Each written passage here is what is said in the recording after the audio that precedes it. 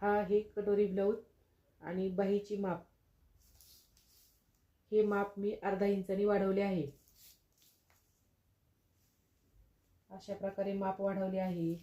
इथे 3 इंच वाढवली आहे। ही घडी बाहीची 11 घेतली आहे। यानंतर आपण कटोरीचे माप घेऊया। अशा प्रकारे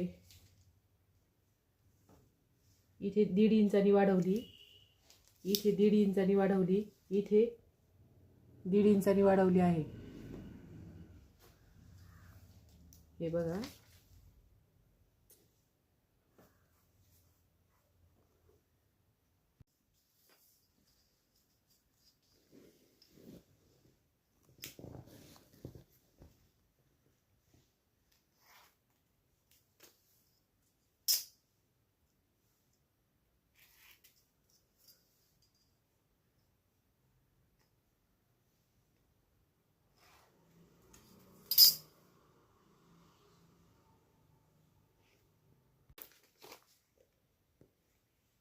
हा पॅटर्न आहे कटोरी ब्लाऊजची कटोरी।